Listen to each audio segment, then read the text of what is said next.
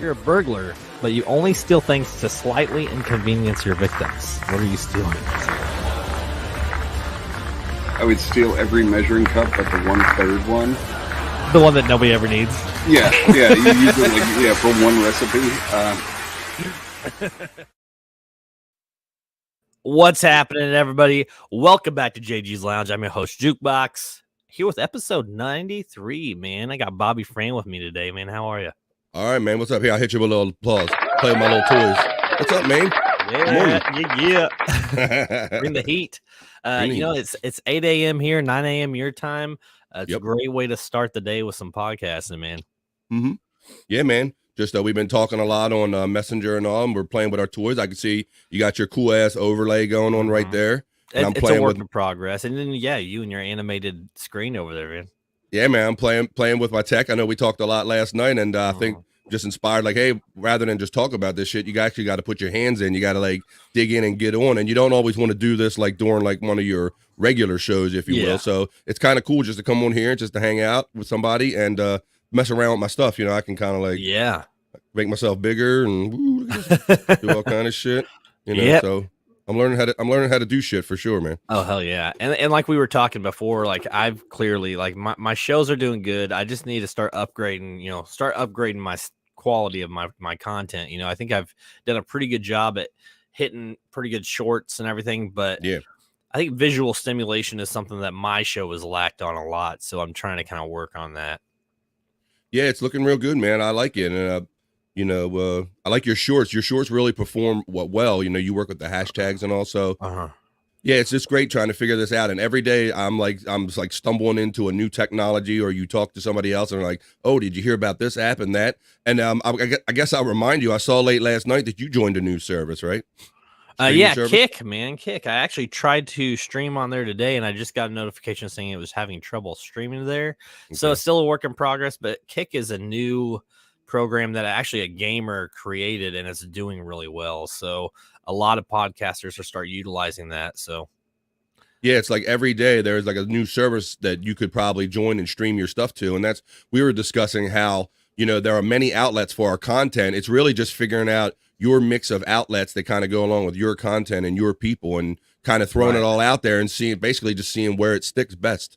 Yeah. And you, so you got invited as a guest on some shows. Stormy, good morning. Hey, Stormy. We got Bobby, Nick, man, how you doing? All my friends, thank you. What's up? Thanks for coming on early in the morning with us, guys. So who kind of reached out and said, man, you got a good voice for this initially? Well, for me, it started just being younger. I was always entertaining my family. You know, I was like not a class clown, but the family clown. They were my first audience, and I would subject them to anything. And my father said one day, boy, that's somebody's going to be, you know, could be famous or something one day. So I always had that notion or that urge to entertain my family. And then my wife or people would tell me, or I had complete strangers say, hey, are you in broadcasting? Because you have like a tone to your voice, or you have like a unique voice or ability. And so I heard that comment many times throughout my life, and I never really did anything to it until podcasting came along. So that's kind of how I stumbled in it. So when I hooked up with this group through Shuli Agar that I was chatting with, I started sending some humorous chats in, and they liked them. And I said, well, if they like these humorous chats, maybe I got to put all this together. And so that's why I'm here. Right on, man. And you've had your own shows for about a year now, correct? A little over a year. Mm-hmm.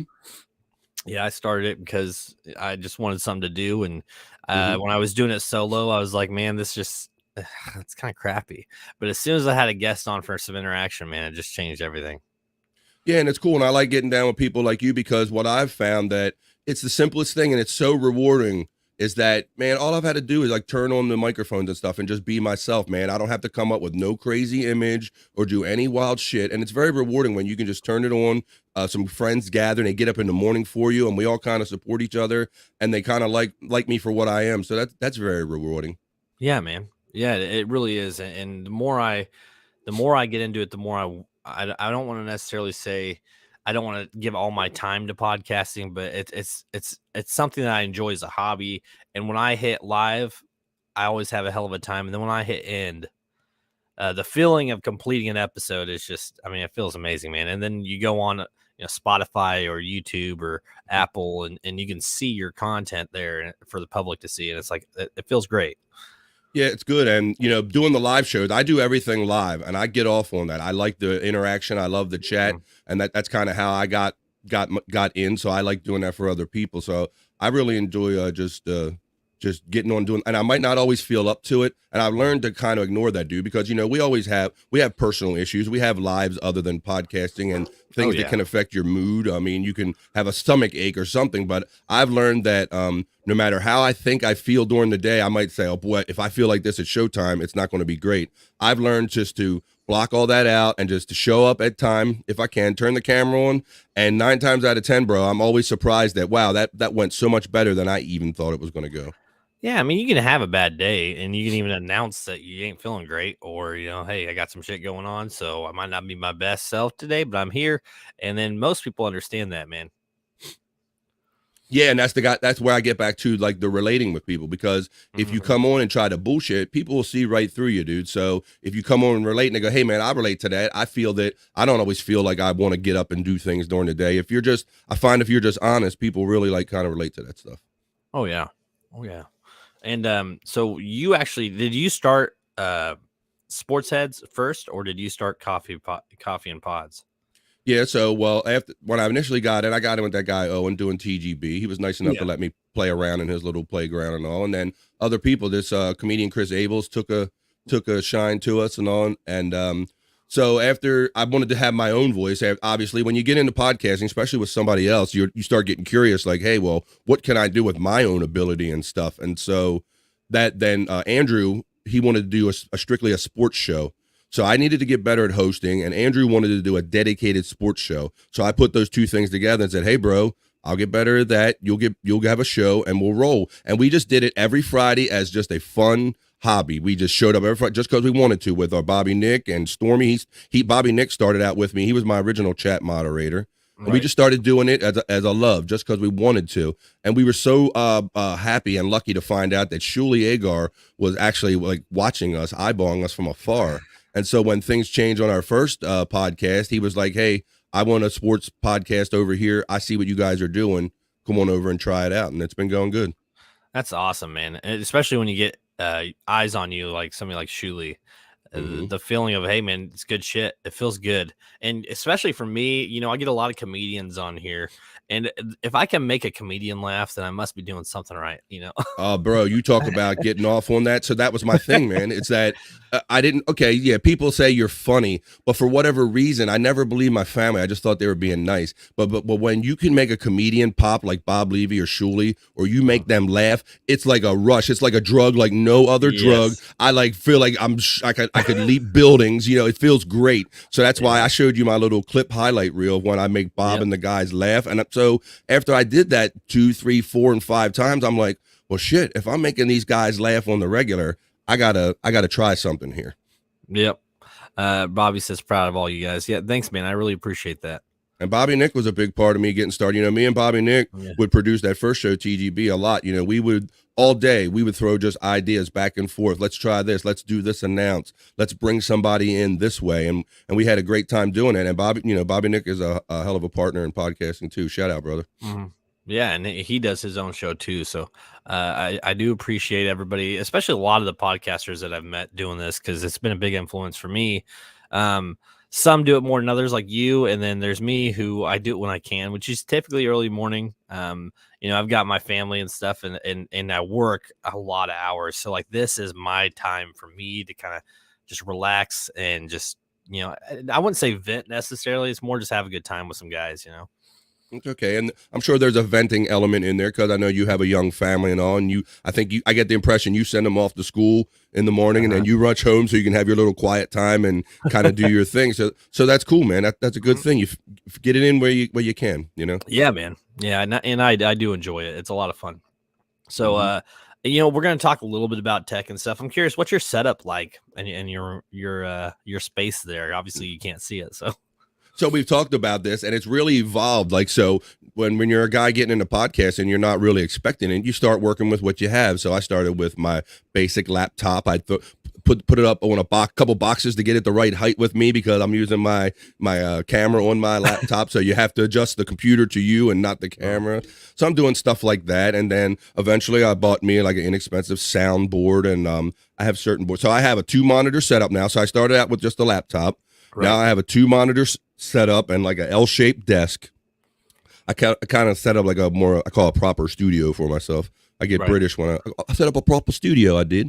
Yeah. So kind of got the L-shaped desk. I'm sitting to you in the corner of the desk. I got my 2-monitor setup. So, and really before I got into podcasting, I wasn't down with the 2-monitor setup and sliding things over here and doing things and all the extra multitasking. But the more I've adapted to my setup as it's gotten bigger, basically. But yeah, you got to step up your game as this stuff stepped up. I'm not just saying that to you. I'm kind of saying that to me and like everybody, because we talked at the beginning of the show about how after a while these laptops and things just can't keep up with the graphics. Like, you're pushing a nice, beautiful color overlay right there, and if you try to do a green screen, it gets choppy, and you really need some high-speed graphics.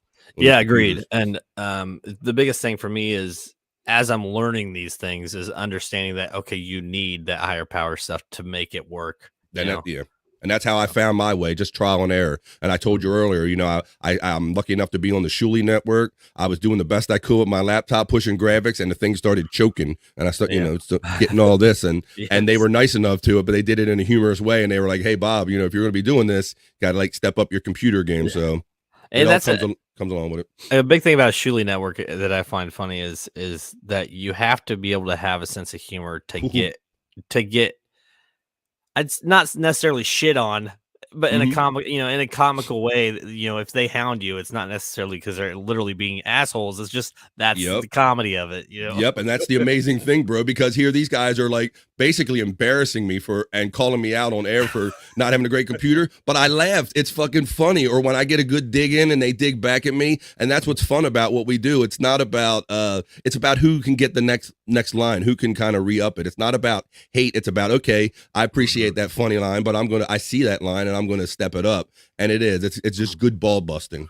Yeah, and that's the same with my show. It's not it's definitely explicit. I tell people to be themselves, and because I tried doing, I've had guests on that don't cuss or anything, and I would say I kind of cater to them in the sense that I'll hold back. I'm not a super vulgar person, but I'll slip out a fuck or like a little spice. Yeah. And that's something I didn't ask you the first time I did your show, and I noticed that I let a couple out, but then I watched other episodes and I saw other people doing it, so I didn't feel so bad about it. Yeah. Bobby said he's been berated by Levy for 20 minutes, and it was an honor. Exactly. Yeah. He's calling him like John Wayne Gacy or whatever, and calling him, like the Unabomber and any other kind of stereotype that he could think of a guy. And so right. Bobby Nick just takes it in stride. Yeah. Yeah. It's fun. It's an honor. Have to, man. Yeah. And I'm all about playing into this. So if somebody talks shit on me, I will play into it to make it funnier. Like, that's just kind of who I am. Now eventually I'm going to have somebody on here that just kind of jumps off because I pissed them off or said the wrong thing.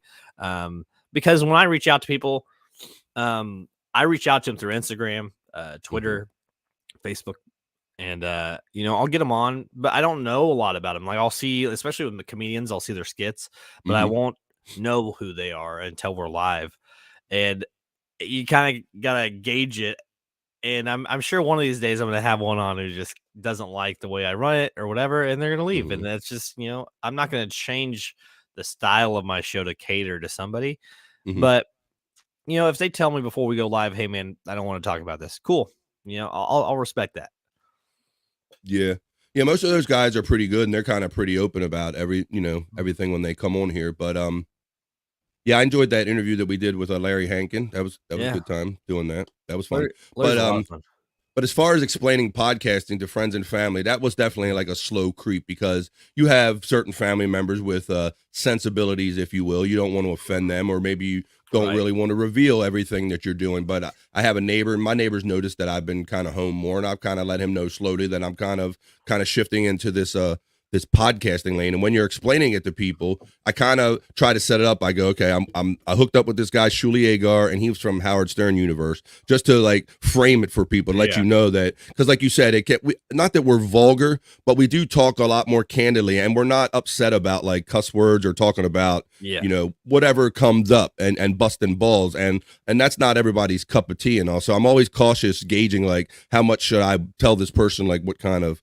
programming that we do. I'm like, it's not for everybody, maybe sometimes, And where I work at, and I don't really, as I've gotten bigger, I stopped saying where I work, but it's, my bosses and stuff, they know that I'm a podcaster, and none of them really expected it to be what it is now.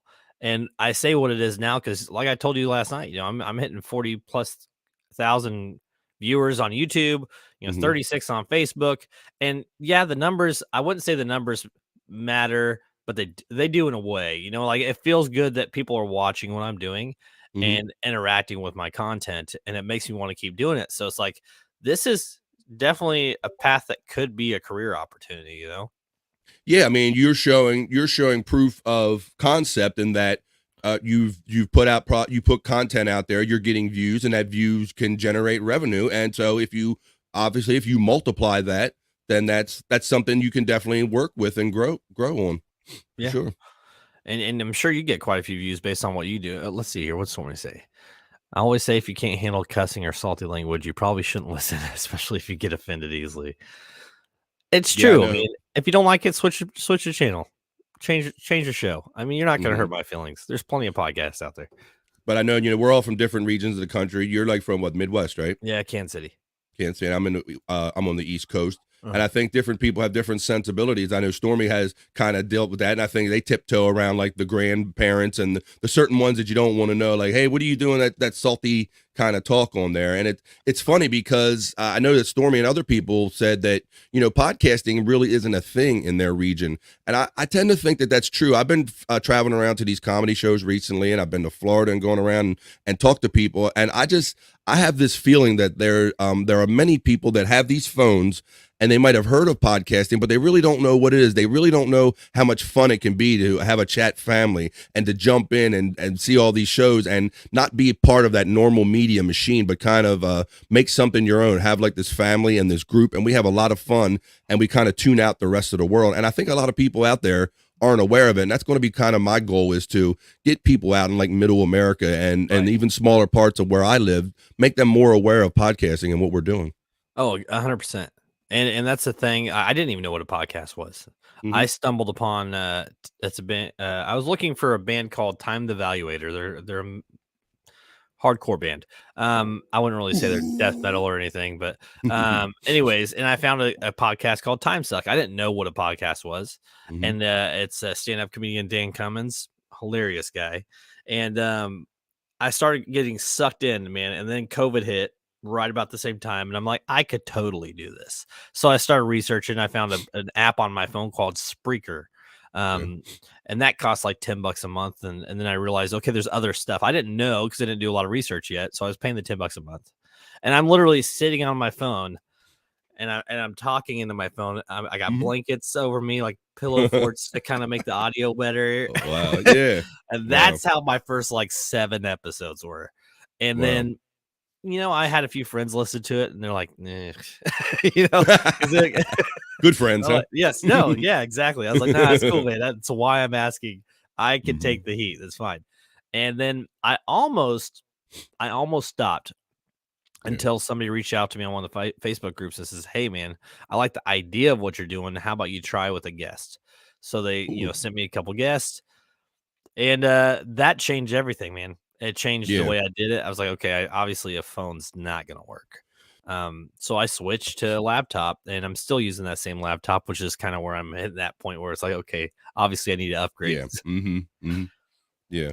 But podcasting, to me, when it first started, they were basically just audio only things that everybody was downloading to their little iPods and carrying around and having their own interest and putting themselves in their kind of own world or whatever. So that's what was my first introduction to what podcasting was. It was basically like an all audio thing. But then as it's evolved and these streaming apps have become more prevalent, and the mixing with YouTube and all, and doing the live thing, then that became like a lot more appealing to me. And I think like a lot of people during COVID, you're looking for hobbies and what's everybody into? What are we doing? And podcasting was one of the things, and it's a lot of fun.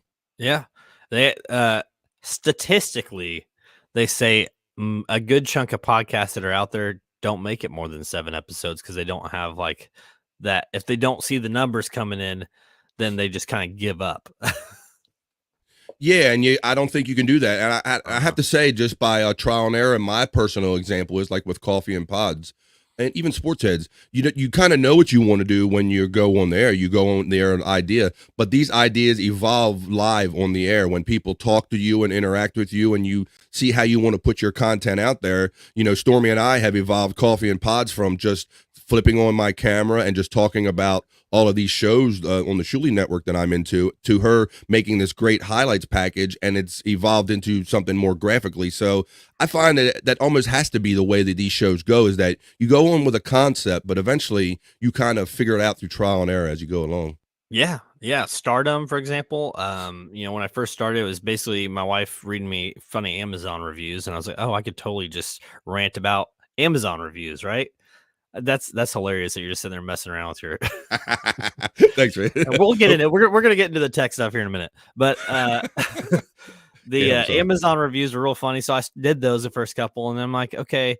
When I had guests on, I realized that those reviews were really just kind of catering the conversation to stay random, because I could pop, hey, let's read the next one. So it changes that conversation. Mm-hmm. And then the more shows I do, the more I realize, okay, this isn't about what I'm sharing. It's about the conversation that's happening between the clips that I'm sharing, Yeah. And that's what it is. And once again, it just goes back to relating to people, because if if that stuff is relatable to people, then you build on that. And the more people you draw in, because they're like, they feel they connected with you.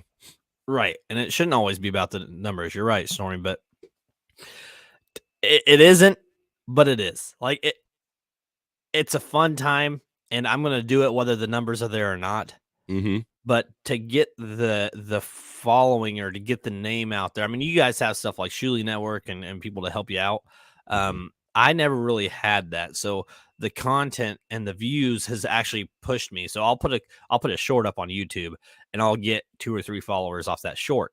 And that's and then they watch the show, that's kind of how I've done it. So the numbers in a sense matter to me from the clips that I post, because that's how I'm generating a following, Yeah, well, it does. I mean, ultimately, if you're going to be doing this or dabbling in certain outlets and all, and the numbers do come into play at some point. And what I like about this is that everything we've done out of passion. We've done it because the Sports Heads, because we wanted to. We did Coffee and Pods because we wanted to. Yes. And it's evolved into money. And that's, once again, I go back to just come on and do things that are true to you, things that you really like. And if you put it out there, it seems like it's rewarding when you draw people to it. So I'm not trying to figure out what people like. I'm basically doing what I like, putting it out there, and you hope people like it. And so far it's working out very well if you just stay true to yourself. Yeah. And the way you just explained it is exactly right. You put the content that you enjoy out, and then people that like it will come. You don't want to try and seek out the people. You want the people to find you. Yeah, good luck trying to come up with a program that has a bullet list of everything to please every possible person out there. That's just not going to happen. What if they say, if sometimes you try to please everybody and end up pleasing no one? So you just can't do that. I do have to say, though, some of my biggest viewed clips are the ones that have negative comments, because people will argue, and it bumps the views up even more because you got your chat going on that clip. And I mean, I hit 13K in an hour and a half on one because people were just going back and forth arguing about something. I'm like, okay. You're not wrong, and a lot of it's just related to human nature. We talk about this a lot, and you've heard the old adage on news, if it bleeds, it leads, and that for whatever reason, as human beings, we are more compelled by drama and a fight. Like I think I've heard the comedian Ray DeVito say when he was a kid, who comes across the courtyard more? You come across for a debate, or because two guys are fighting? If two guys are fighting, it gets people's attention. So for whatever reason, our human nature, we're more drawn to that. But that's why I try to lean more towards like the comedy stuff, because there's enough of hate, that kind of shit that's going on out there already. 100%. Yeah. And Stormy, you're right. You got to like the content you're putting out. Right. If not, then you're just gonna have a very boring show. There's not, it's just gonna be a lot of tension. It's just not gonna be interactive. Um, and it's funny because if you watch the news, there's a lot of negative shit on the news. But if it was a Mhm. bunch of fluffy dogs and good news, people probably would not watch it. Good point, bro. That's like I said. You see all these unfortunate videos of fights and police brutality and things like this, and it is real and it does happen and it is terrible. But is it a microcosm? And number two, who's really videotaping good deeds out there? No one videotape. No one puts a camera and goes, look at him helping that old lady cross the street or carry. No one does that because it's not compelling. But so the way I like to think about the world, dude, is that I believe or I know that a lot of that stuff is going on too. But just because of our human nature to be drawn to the violence and everything, we Mhm. don't know it and we don't acknowledge it. So I choose to believe that there's a lot more or just as much good shit going on as Oh, yeah. bad shit. And I think the world just kind of evens itself out. And I do think it would be good to like just have a channel or a Twitter page where you just see somebody doing good deeds for people. But Yeah. it's not going to draw the same amount of people, is it? Yeah, I mean, there are people I see on reels and shorts that go and they'll just give money to people or give them Mm-hmm. gifts, and it's like, okay, that's really neat that you guys do that, but Mm-hmm. it doesn't get heard about. Like you said, it just because if you went and said, "Hey, this guy did this, watch this," or "Oh, okay, Yeah. I've seen people get cynical about that. You see those guys that go into Walmart and they act like, hey, can you buy me this bag of chips? And if they don't, yes, and if they do it, they'll pay their whole bill or something like that. They try yep, to, and they kind of pull them in for the views. They might, they're kind of doing it for kind of good reasons, but kind of they're doing it for views too. So, oh yeah, 100%, so I mean, but even that's better than just watching people fight and just ass whooping videos. At least yeah, there's a good spirit about it. But I like when you just see viral things when people are just random acts of kindness. But for mhm. whatever reason, it's just not going to get the same amount of hits. But I believe that the world is a lot better than maybe the media and Twitter portrays it to be. Yeah, yes, definitely. And my, my content is all about just real situations that have happened to me or the people that I have on, I'll put up a topic or an image, and then instead of waiting for the reaction, I'll ask a question, something that can hopefully get a relatable response. And then when you see my clips, I edit out like the ums and the ahs and the little breaks, and I just hit those points, and Yeah. that's what seems to get the views. Yeah, I told you I really like the way you break down. Like you do it so quickly after your shows. I'm sure you're going to do it today, where Yes. you get right to it. And I don't know if you have that like editing mind or if you're picking it up along the way. But man, like within a half hour, you have shorts out that are like bip bop boop. It's like it hits the bullet points, like you said, without a lot of the chatter in between. And you were nice enough to make me a short Yeah. based on one of our shows about coffee and pods. And I told you, I said I really like the way you kind of just cut it up and kind of just get to those points and everything. So and it did. Your short performed very well, much better than any short that I did. Thank you. I appreciate that. I actually didn't even start doing shorts until, let's see, I downloaded TikTok because my wife kept telling me to do it, and I didn't The really TikTok want thing. to. Yes. And I didn't realize because first I was like, oh, it's just a bunch of stupid shit. But then it actually caters, the algorithm adjusts based on what you like. So Mm-hmm. now all my stuff is either music or podcast or comedy. And that's all it is. That's when I'm swiping through, that's all it is. And I'm noticing it's the ones that get the views are the ones that cut out all the extra shit. People don't like, not that they Yeah, people shouldn't want it have the quick. attention. Yes, it's Yeah, not if that you they don't don't. get to it in 15, 30 seconds, you probably lost them. Yes, yeah, that's Yeah. why I take a 4 or 5 minute clip of whatever we're talking about, and I'll jam it down to 1 minute. You know, Yeah. Did you hear about what's going on in Montana? That Montana is the first state to trying to make TikTok illegal. They're going to make it illegal to download it from this point on, and they don't want it being used. What do you think about that? I think it's just a publicity stunt to get rid of some social media. Man, you got parents out there that are mad that their kids are using it, and it's Facebook has it.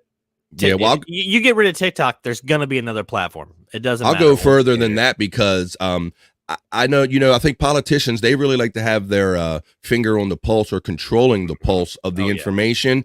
And TikTok is a wild, unwielding thing you can't wield in. It's like, it's a free form kind of thing. And I think that scares them a lot because they talk about controlling the narrative and thing. And I think when you have a big kind of entity out there like TikTok, where all these people with different opinions, I can see where that's something they really want to control. And I'm trying to understand, other than China maybe owning your information, which we all kind of give out to do this stuff. What is the great fear or great difference compared to everything else that we're doing? Look, if you're worried about what you're doing, then don't fucking post it. But it's all based off the person. Like you decide what you put out there. Mm-hmm. You know, the only thing that I could possibly see is that there is content news related that gets pushed, and I think it's more than just clicks. I think that's what they're worried about. They're worried about misinformation. Yes. And I don't like this notion that there are these group or set of elite people that go, hey, I'm going to filter the world for you, and then I'm going to tell the lemmings what is true or not based on what I think. And I would rather self-interpret. Give me all the information and let me interpret. I don't like this idea that people are, even if you can prove that something is emphatically true, that they will go, well, that's misinformation in someone else's point of view. You know, I don't like people determining what is true or not for me, or going, you know what, these little people can't tolerate or handle this information, so we're going to kind of spoon feed it or hand it out, or we're going to say it like this. Like, I really don't like that. It's elitism. It is, and it shouldn't be up to them. It should be up, if you're a parent and your child is under 18, you should make the decision yourself. If you don't like what they're doing, I can control my son's phone from my phone. I could remove stuff. I can put blocks on stuff. If that's the way it is, it needs to be up to the parent. It shouldn't be up to the government to decide that.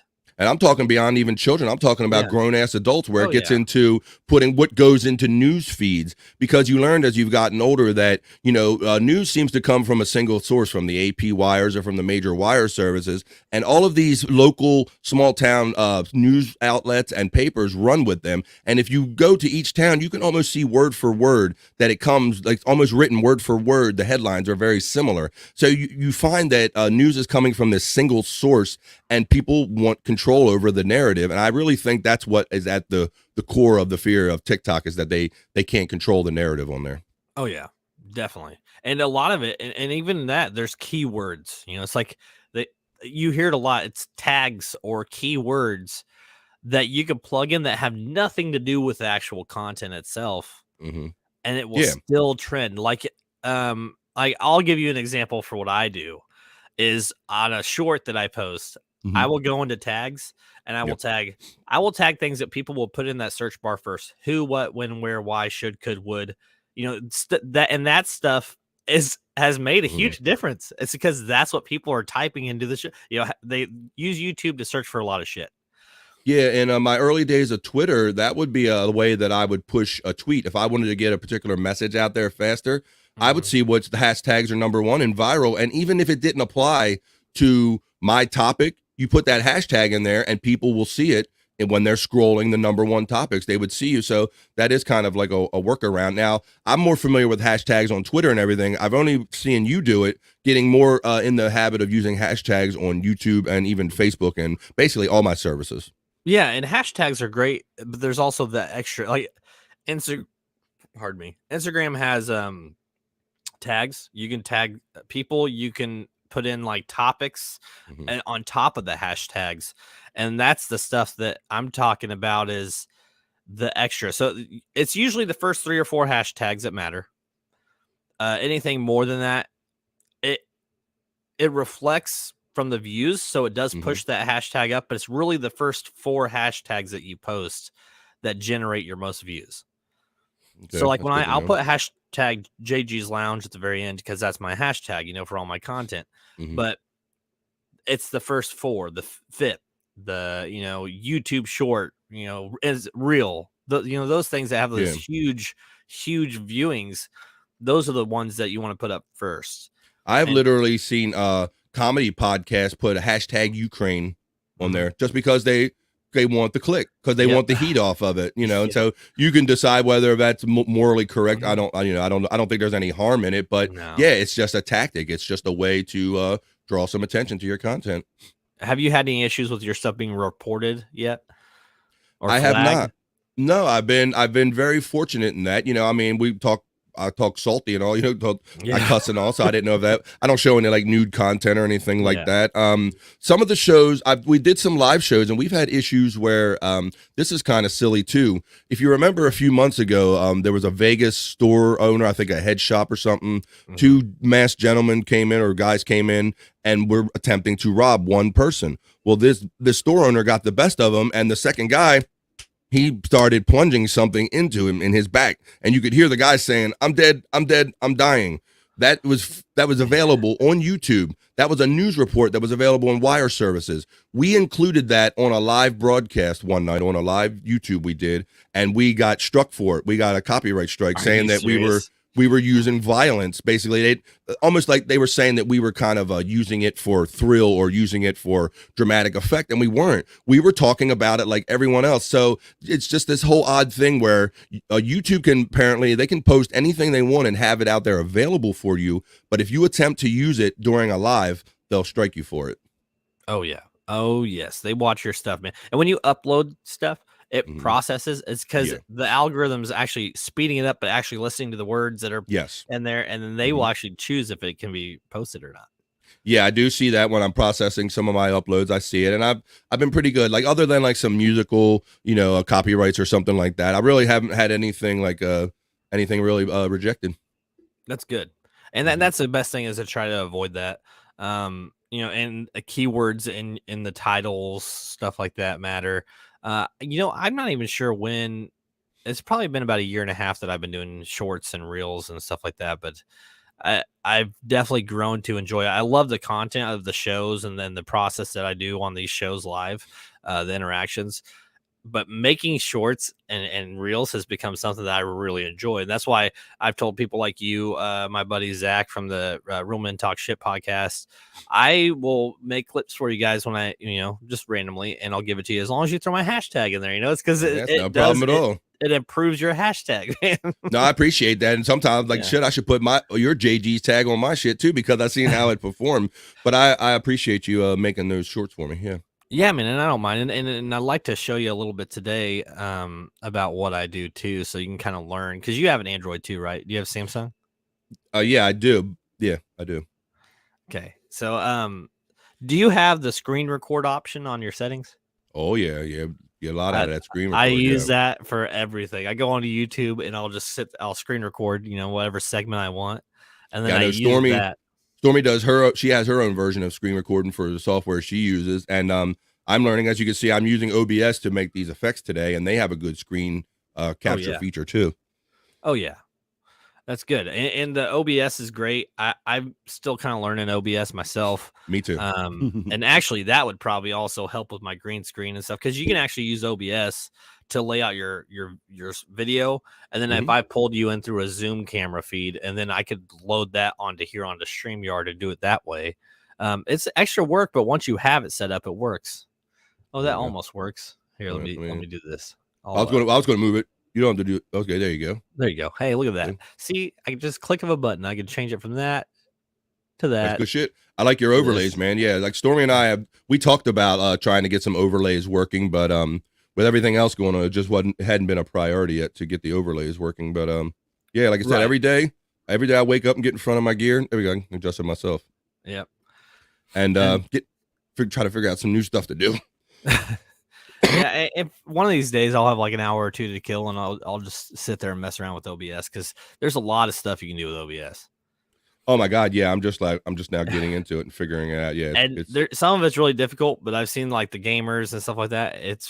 There's some stupid cool things you can do with it. So yeah, it's great. The options seem to be endless. The software and the options and the capabilities. And yeah, I can, like you said, you got to have the time. It's just finding the time of day, because if I'm around it long enough, I'll figure it out. But then it's trying to integrate it. And you were nice enough. The reason that I can do this today is because I just happened to bring up a new conversation. I'm like, hey, I'm working with OBS, but I haven't figured out how to integrate it with StreamYard yet. And you were like, oh, bro, you just go into the camera settings and you pick the OBS kind of virtual camera. And boom, as soon as I did it, here I am, and now I'm having fun. Oh, okay. Well, I appreciate that. So that's what I love about this, because you just get on and do something simple like this, or have good conversations like we do on Messenger, and we learn all kind of shit, and we exchange our good ideas. Good shit. Man. and it kind of it helps you improve, and that's what another thing is. I'll ask people's opinions, but I choose what I think is a good idea. It's like if that's not something I want, I don't do it. Mm-hmm. Yeah. I'm going to share this here. So there's this app called InShot. And what I did was so I can create new stuff. It keeps drafts of your old stuff. Mm-hmm. Can you see this okay? Yeah, I'm saying it. Mm-hmm. Okay. So I am going to do this. While we were talking, I did this little clip here. It's not anything important, but there's a few different options. You can crop the image to what you want. Mm-hmm. And then you'll have to play around with it a little bit, but sure. Let's see. That's why I need another app, another technology to learn to get good. Oh my God. And that's why I had to get a new phone, I think. Right. So this right here is actually a great resource because it's easy to understand. There's this thing down here called Pip. I don't know if it won't let me zoom in. And Pip will allow you to post a video on top of a video, like a picture or and a picture, image. Yeah. Yes. And you can actually crop that. And that's how I do like the different overlays with my how I do my staggered camera feeds and stuff. Okay, yeah, I like that. I like how you like take everything and you kind of put it in your own order. And like I said, dude, I like this because I was amazed that you do it so quick. I did that show with you a couple weeks ago, and like within the first half hour. And see, you I can tell you do this with ease. And isn't it amazing that you can have this phone and I know without even asking you, like how much editing and prep work can you do, like when you're at work or you're on your break or even if you're on the toilet? I mean, it's amazing when you can get little work done, isn't it? Oh yeah. I mean, it takes me, like I said, up to 4 or 5 minutes. So I can go back on an episode and be like, what part of the show have I not talked about yet or shared? Mm-hmm. And then I'll record it. And then I can literally go into this app and within 5-10 minutes, sometimes it takes 15 to 20, depending on how much I'm cropping out, and just, knock out a short like that, and it's neat. It's a lot of fun. Yeah, I can tell that comes real easy to you. And to me, it's going to be a work in progress because when I got in, I was concentrating on getting my sound right and getting my computers right because I like soundboards and all that stuff. Right. So I was concentrating on all the kind of broadcasting elements, and now I'm really starting to get into things like the video side, like the OBS that I'm doing today, and learning kind of what you're throwing out there. I can see you. It's going to take me a while to get to doing it with the ease that you're doing it right now. Yeah, and like you said, you've only been doing this a year, and you're still getting the podcast feel of it down. Mm-hmm. Once you start realizing all the extra stuff you can do, it makes it a lot of fun, man. And another reason why I like doing the shorts and the reels is because I tag people in them, like the people that have been on my show, the people who, just have spent time with me. I love giving exposure to other people. Everything that I do, every content that I put out there is to give exposure to the people that I've had on. And that's what you find with this is that none of us do this by ourselves. And we talk. I keep talking about you with the chat community that we're part of. And it's really a great unexpected thing. And that's what's made all the difference is just having a group or a community of people, Yeah, of course. Stormy, I don't know if it's on. And does she have Android as well? We haven't discussed it, but I'm saying, yeah, Clip Champ. I think she does have in Canva. Yeah. See, Stormy's got it all going. She's another one. She's learning every day, and she's taken to this like a fish in water. And it's just every day there's more thoughts than hours in the day to process them, basically. Yeah, and once you get that, it's like OBS. Making clips is like getting OBS figured out. Once you have it down, it's not hard. But other than this, the streaming, I use a laptop for. Obviously, I need to get a computer because I'm getting better at what I do. But everything else, all my distribution, all my everything is all done on my phone. Yeah, it's amazing what you can do, during the day while you're out with your family or whatever. You can actually make contacts, schedule guests and things. It's amazing. And you can basically produce your show pretty much if you had to from your phone. I have had so actually some StreamYard producers. I didn't realize that was a thing, but you can be a StreamYard producer and get gigs from podcasters and event managers.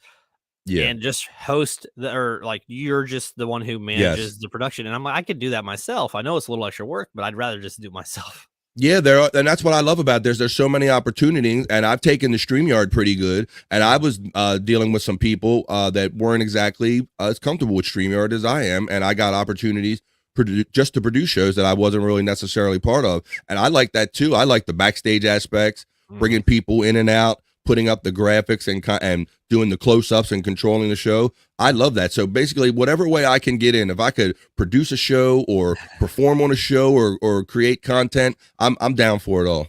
Oh yeah, this podcasting didn't really take off till I think it was early 2000s. Mm-hmm. And it says the very first technical podcast was actually a track from Grateful Dead. Really? Yeah. I didn't know that. I know Stormy's got a couple comments in here. Let's see what she's up to. We can talk with her. She says, I have an iPhone, but I have an Oh. Android too. I connect to Wi-Fi on mobile hotspot if needed. Yeah. And You I got it all actually have going on. I have like 3 or 4 old phones, Mm-hmm. and sometimes I'll utilize those for stuff too, even Yeah, without just as use the long as you have Wi-Fi on them or something. Yeah, they come in handy. Oh yeah. Especially in like this for this layout, I was literally Mm-hmm. using a laptop and my phone to get the camera feeds angled where I needed them to be to make this work. Mm-hmm. And that mixing all this technology was a figure out too, because you get some things that you can utilize your phone better, or you have them on your phone quicker. And then I had to think, okay, I got to get this off my phone, and I got to get it on this email, and then send it on this screen and get it to OBS. So sometimes I've got a whistle. Sometimes you have to figure out what methods kind of work better for you. And then now that I've been doing this so long, I can do it without thinking like, oh, somebody sent me a picture, I email it to myself, I put it here, and I can get things where I need a lot quicker. Oh yeah, man. Yeah, and as far as emails go, when you have guests on, do you just like shoot them a text with the invite? I utilize a Facebook Messenger a lot, Facebook or Instagram. We have groups, and so when I have let me try to say their names separately, Scott and Stormy on, I will put it in a group, so it's less actual like button moves that I have to do. I'm kind of trying to get smarter about my sharing and things, and do it in less clicks, because I do have some individuals like Andrew. He likes it through email. So yeah, some people can only want to get on signed through email. So if that's the case, I'll send it that way. Yeah. I also have this. Let's see here. I have a link tree. Do you have a link tree? I do not have a link tree yet, but I like link trees. They're kind of neat where you can just go and it's one-stop shopping and you can get them all. But I have like Stormy has created like a personalized profile website for me, and it has a lot of similar information on it. And I'm trying to. There's a way to. And if you notice, whenever I invite people, I usually do like a Google Calendar invite. Okay. Yeah. And I'm trying to do it to where I integrate it to my link tree, because you can actually go on there and see who I have coming up and stuff like that. So yeah, that's kind of cool. where I'm going, Right. So like I said, the possibilities are basically limitless, literally limitless. And so just every day, it's just getting behind the stuff, figuring out what you enjoy, what you like to do, and sending it out there, and how to put it out there best. And there's so many options that they just seem limitless. Yeah. And you're clearly learning the more you do stuff too. So it's a great feeling learning new stuff. Oh, it is. And I'm the kind of, I don't know, whatever it is, I get aggravated with myself if I can't pick up things as fast as I believe I should. And so for whatever reason, I get on OBS and I'm like, I should already know how to do this, but I shouldn't know how to do this. So I just I guess that's just kind of my method or whatever. But I just know that if I click around it enough, I got enough common sense that I can normally find my way through most things. Yeah.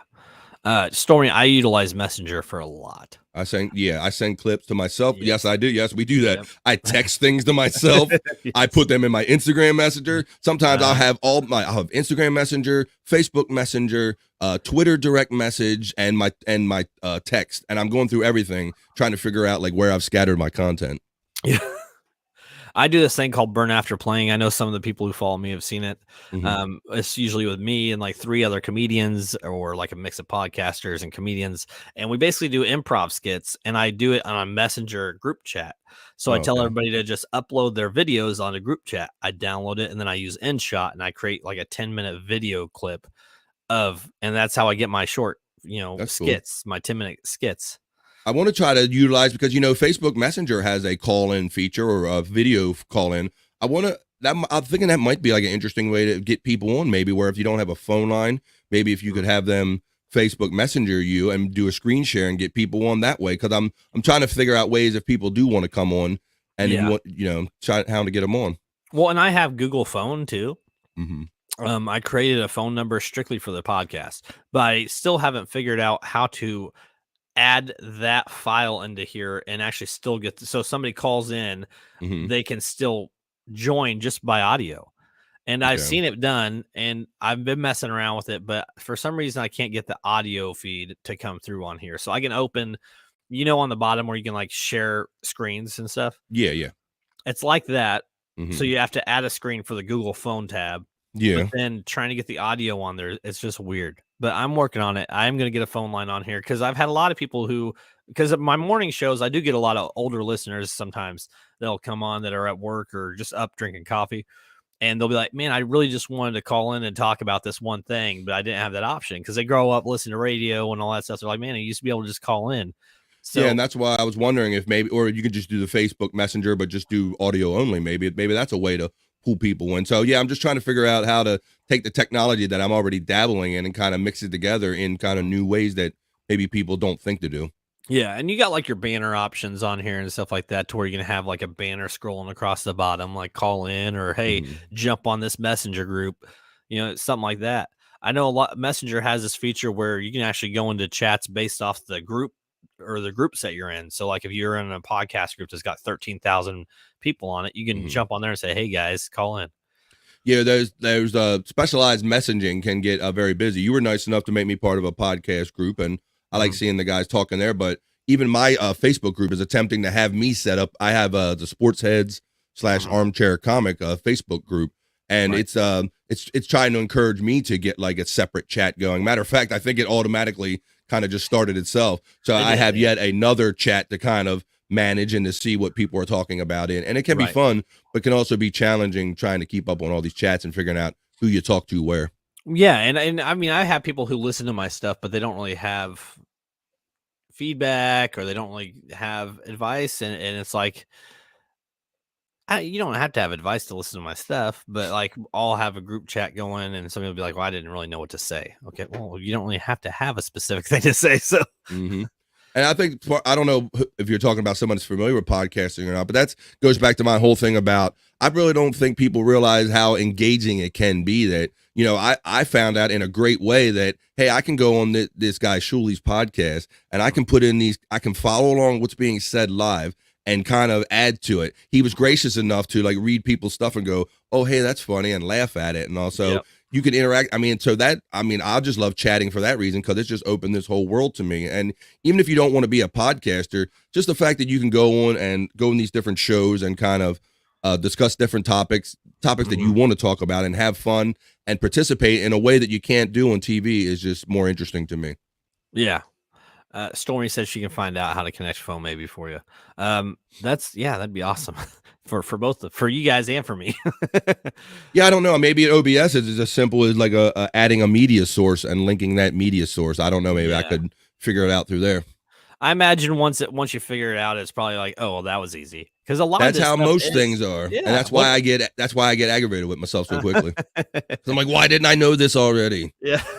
And there's a lot, man. I mean, and then you see it's funny because you see a lot of, and I've talked about this before, is you see these podcasters, the content's not great, but they're big names, like they're celebrities or whatever, and they have their shows, and it's like, but Hmm. the content's not that great. You're like, you listen to it and you're like, okay, Yeah. it's not really relatable. Like the stuff that they Hmm. talk about is not very relatable, and you're like, this isn't really that good.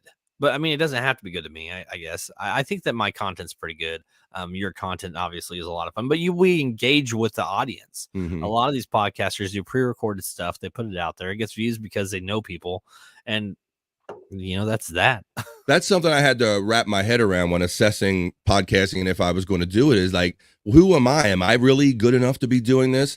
But then you get out there and you see people's content, or you see that maybe they don't have the best delivery, but they get away with things and they have good viewers. And you do get that mentality like, well, if this guy can do this and he's getting this much, and then maybe I can be here and maybe there is a place for me. So yeah, sometimes just seeing other people can encourage you and go, man, if they can do that, I'll be okay. So Yes, yeah.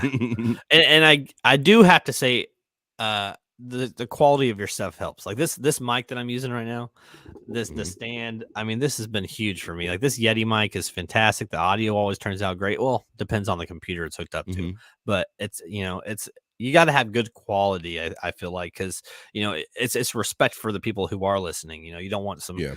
And you have to know how to use it too. You know, it took me a while to get the right mixes of the gain in my mic or how much gain that I throw in the program, you know. So it's a lot of trial and error. You know, I would always listen back to a show and go, Christ, where were my settings there? I sounded like shit. And I try to tweak them. And I think I got them to a place where they're pretty good. So yeah, sometimes it can be about having good stuff, but even if you have good stuff and you don't know how to use it, it can be a problem. Oh yeah. And I remember my first set was a $35 set from Amazon. Mm-hmm. And I was like, sweet, I got a set. But like when you breathe heavy or you put out like certain words with like a sound, yeah, I have a pop filter for this. I don't use it. Yeah, I do have use it either. I got the foam one here, but I haven't had too many issues with popping, so I just kept it out of the way. Just one less thing I have to deal with. So it's worth it to put a little bit of money into it. I mean, that's the most I've spent is this mic, and it was like $120. You know, yeah, it is. I think the more you do it, if you're going to stay involved, these processes show you what you need. You know, you're like it showed me that I needed a new computer because my podcasting outpaced my computer capability. That's the way I put it. I told my wife, I'm like, look, I'm getting deeper in this podcasting, and my computer can't keep up. I need a different computer, and yeah, so I think doing these processes kind of show you what you need to improve on. Yeah, I've definitely learned over time. You know, and as we grow, we're going to continue to learn. You know, it's just the way it is. And I look forward to it, and that's the great part of it. And that you know, I'm literally at a point now where I wake up every day and I get on my gear in my studio and I learn something new, and I try to learn something new. And if I can get to the end of the day and go, well, I figured out how to edit this today, or you know, do this or something. If I can do like even just one little thing a day, that just tells me I'm on the right path. Yeah, of course. And does your wife listen to your podcast? My wife does not listen to my podcast. She is very happy to support me.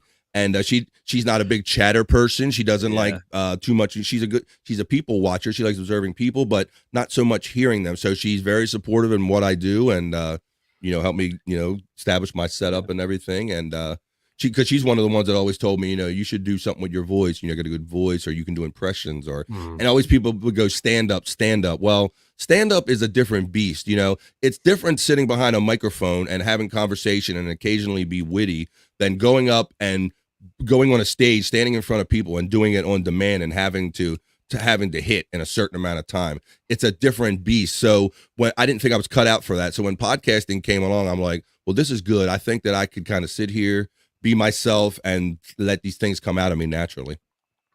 Yes. Yeah. And it's, you know, I used to listen to a lot of radio. So when I realized that this is something I wanted to do, I was like, man, I actually don't have a bad voice for it. You know, and I think that does have something to do with it. In order to host a show, you kind of have to you got to be able to get rid of the tension. You know, there's always those air gaps, like where you can dead catch air like kills me. Yeah. Terrible. It kills me.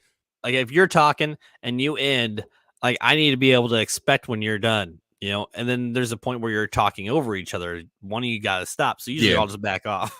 Well, that's great that you realize that. And I think any good broadcaster or podcaster does. But to me, like I grew up on radio too, and podcasting and this radio is like rhythms. It's like beats. It's like I say Bob goes bop bop bop the bop, and you sense when I'm done, and you go bop bop bop bop, and then I go bop bop. It's like a dance. I call it a dance. And the more people you have on the screen, the more difficult that dance does get, and people do step on each other's toes. And even making your best efforts, you're still going. Even if you sense when I'm going to stop talking, you might make mistakes and step on my toes, or vice versa. It still happens. But I think it's really important to know that shows should have a rhythm. It should be, hey, you talk and now you talk. It's kind of like a dance.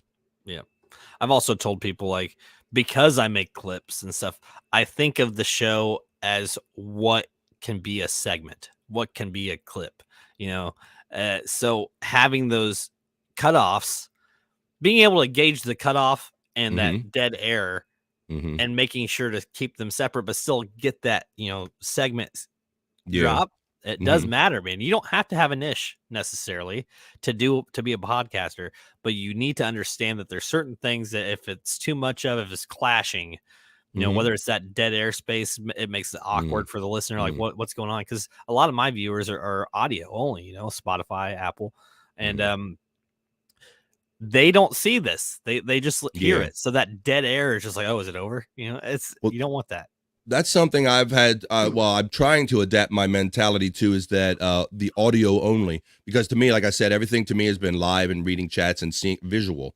But they also offer sports heads in an audio version instantly on Patreon and some other services. So I've from time to time, I try to do my show as I do my show and not think about describing it in an audio way or or playing with the visuals. And I really don't know how it plays out, but I probably should kind of like listen a little more, go back and just listen to an audio only and kind of make sure that if it does go out audio only, that it's kind of something that's worth listening to. Yeah, and when I throw images on there, like Yeah. if I'm just reading something, I don't care. But if it's images, I try to explain it when I'm live, kind of just Yeah. real short, quick. Hmm. Hey, here's what I'm talking about, just so the people who are listening got an idea.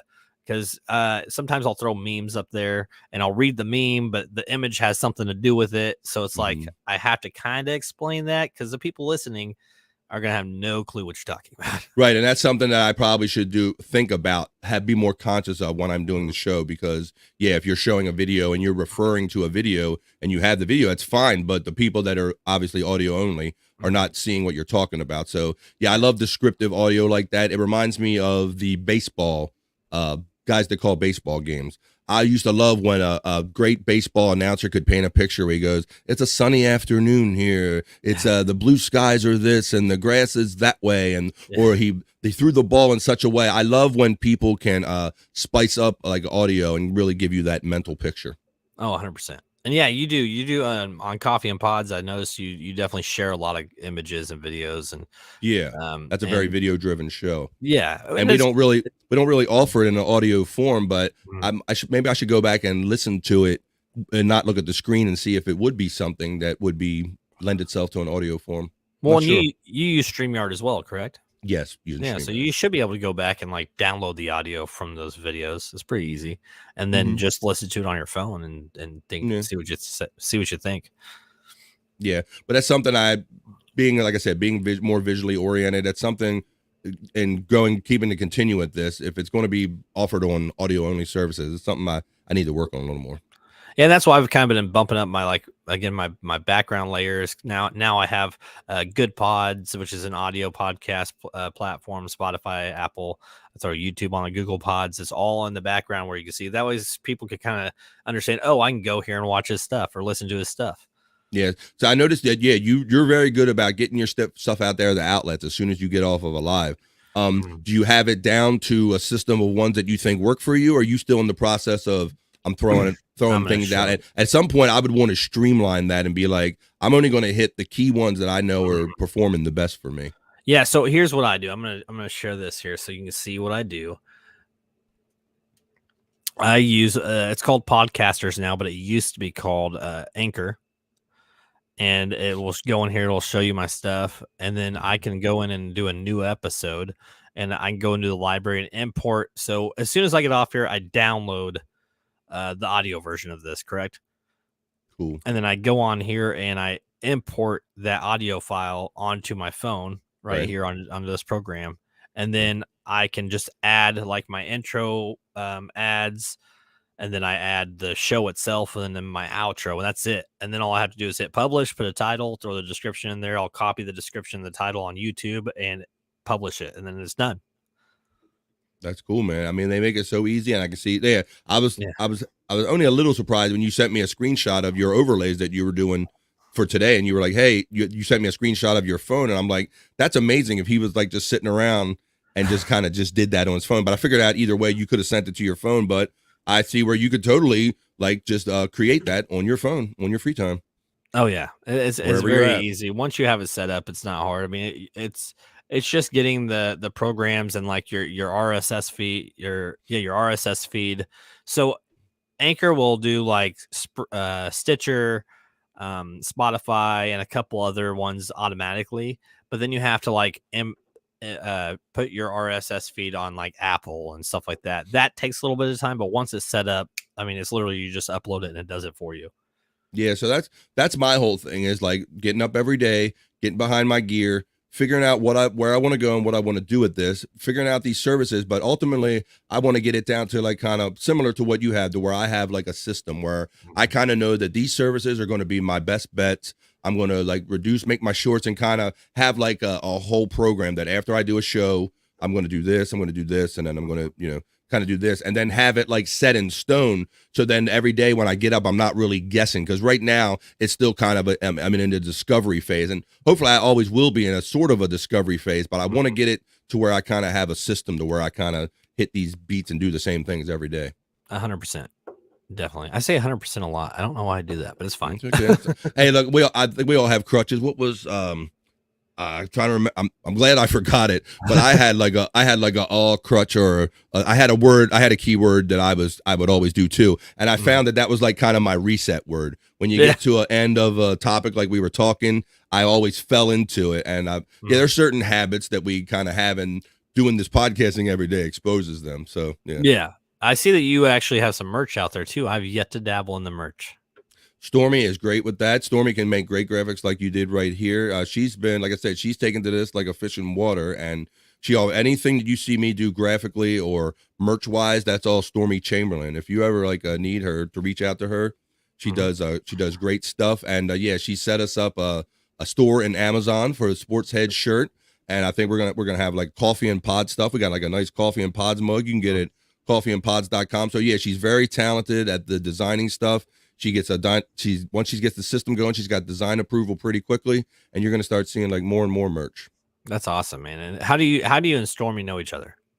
Stormy and I know each other through this great podcast family. We I don't know how close you follow, but her father is a guy named Scott Fitzpatrick. He's on Sports Heads with me too. Scott Fitzpatrick is her father. Oh, okay. Yeah. So you mentioned that on the show. He got Stormy in the podcasting. He did much like me.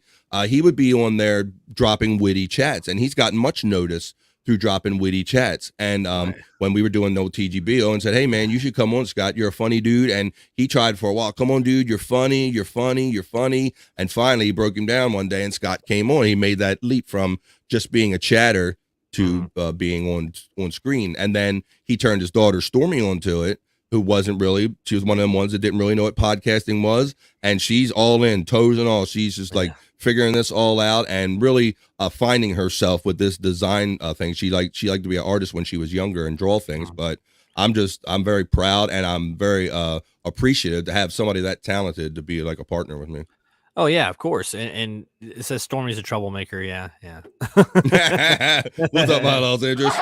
My Los Angeles, that's a great guy too. Now you talk about a friend, dude. Like here's a guy that I've only known and met through podcasting, yet I consider him a really close friend. Hopefully we get together. I think we're gonna get together in Pottstown, PA.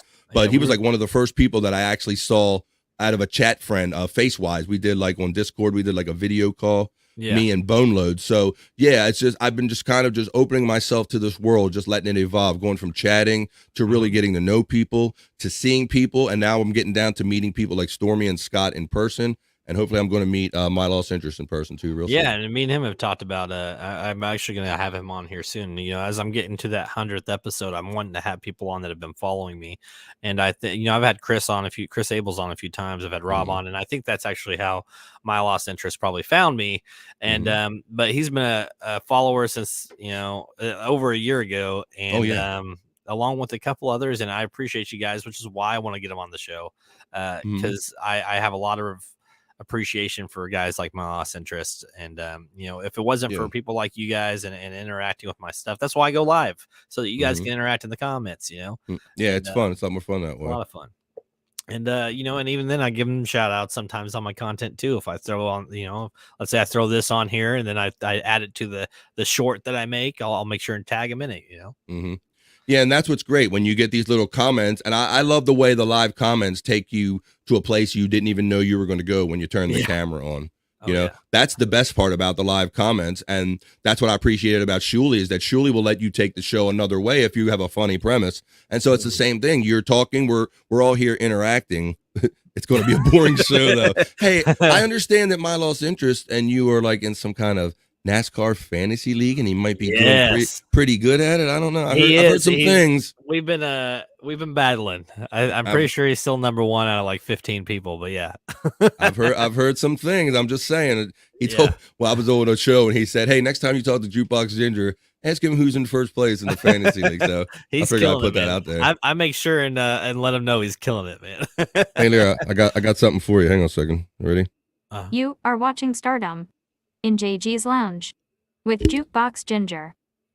Boom. I like that. That's nice. Okay.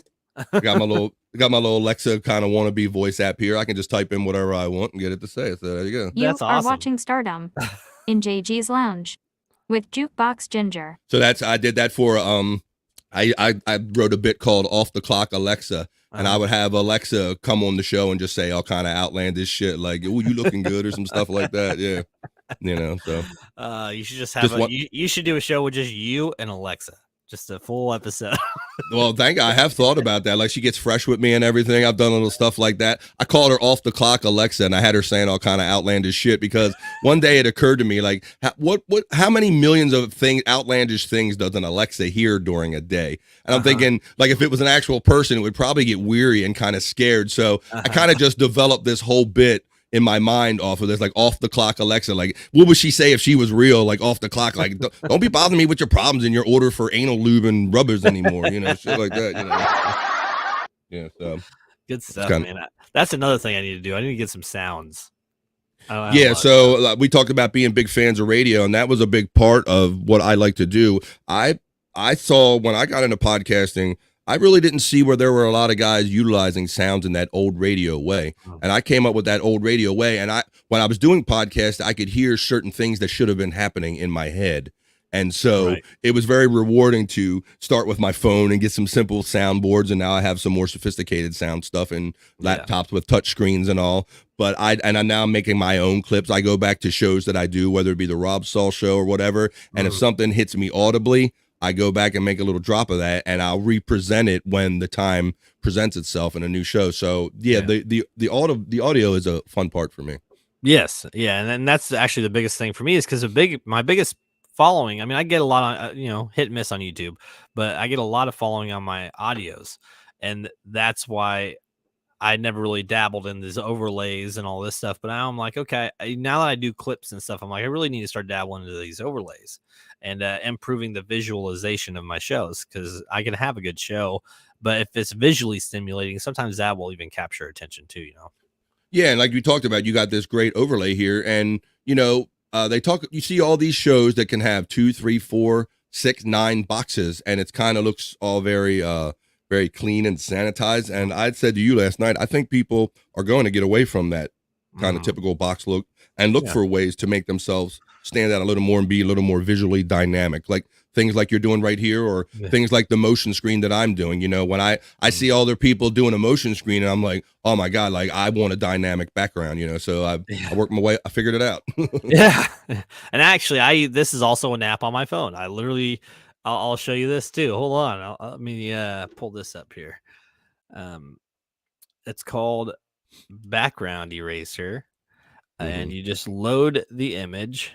So like this one, for example, you crop the image how you want it. You can delete whole sections. So what I do is, before I do this, I'll take an image, I'll overlay it with this, but line it up with the camera, and then I'll save that image, and then I'll upload the full 16:9 ratio, and then I'll just go in and delete just the screen part. Wow. And then I overlay it. Yeah. Now that had to take a lot of trial and error, though, right? Oh, to figure 100%. out what to do in what order. See, and that's where I get impatient. It's not that I can't do any of this, and that looks great, and I would love to learn it. And so that's where my impatience comes in, is that I know that all this shit is cool, and if I had time, I could learn and do it all, but you just don't have enough hours in a day. Yeah, no, it's true, man. And it's hard to find the time. That's why, this 8 o'clock in the morning works for me, because it doesn't affect my day, man. Well, I've told you I'm a night owl before, and I'm 9 o'clock here on the East Coast, and it sounds good the day before, but then I sometimes I might not get into bed till at least like 2 o'clock my time. So I might get like a strong 5 or 6. I find if I get like 8, 10 hours, I get groggy. Give me my 5.5, and I can only keep it going. And a big thing about trial and error, my lost interest, is being able to play off of that too. Having a good comeback on stuff. Like for me, if I've had videos where like the audio is great, but I was glitchy as hell in the camera, And it's like, sorry guys, but and I just play into that for the episode. And because I still want to get if I publish that I'm doing a show, I want to do the show. The only time that I'll cancel the show is if I literally have no option to make it good quality. Yeah. The trial and error part is what I struggle with, Lost. I probably should enjoy that more because I ultimately always figure out something, but for whatever reason, I cannot enjoy it. I can't just go, you know what, Bob? You'll figure this out. When I'm in the midst of figuring it out, I kind of I grind at it, and I kind of beat myself up about it. And maybe I should kind of like sit back and go, you know what, Bob? You'll figure it out. You shouldn't be so hard on yourself, but that for whatever reason, that's just not me. I can't enjoy that trial. I can only really enjoy it when I figure it out. Right. Yeah, I hear you. And a good thing about StreamYard is it actually has the option to record locally, but it doesn't work if you're live. And I like going live, so I don't utilize that. But if you do like a pre-recorded show, it'll take the camera directly from the computer. So if it's a lag on one end or the other, you don't see it. Okay. So it's not done through the Wi-Fi; it's done through the computer itself, and it uploads it afterwards. So yeah, I have seen some things after the fact that they turn out a little better if you record them locally. Yeah. So Bobby, man, I appreciate you coming on to the show with me today. Again, for all my followers, my listeners, this is a little different than what I've been doing, but it's because I'm getting close to that 100, and I'm wanting to talk to people about what they think about podcasting and kind of getting to know the people who follow me and some of my fellow podcasters like Bobby here. Check him out on the Shuley Network. Check him out on Bobby Fran on YouTube. He's got his own shows. Go ahead and kind of give yourself a shout out, man. All right, man. Yeah, so thank you. Yeah, so I can see it right there. I listed it because I was hoping you'd give me some credit. Yeah, so I do Coffee and Pods with BF and Stormy, and that's where we review all of the podcasts. It's like a talk soup for podcast in our universe, in the Shuley Network and the Bob Levy universe.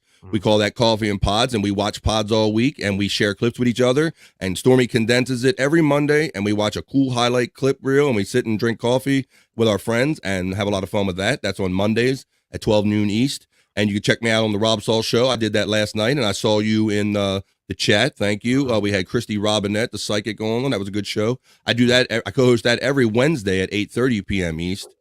And every Friday, I do the Sports Heads with my co-host, Andrew Flora, on the Shuley Network. That's the big show. Thank you, by Roxas. Fridays, 7:30 p.m. East. So you can see it right there. And you can also, I think, where did I put that? I hid my own thing. There we go.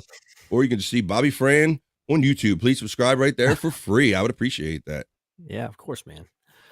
This is fun, man. This is, getting to know people, getting to know, I've definitely built a network of people in a community just from doing this. And it's going to continue to grow. I know it will.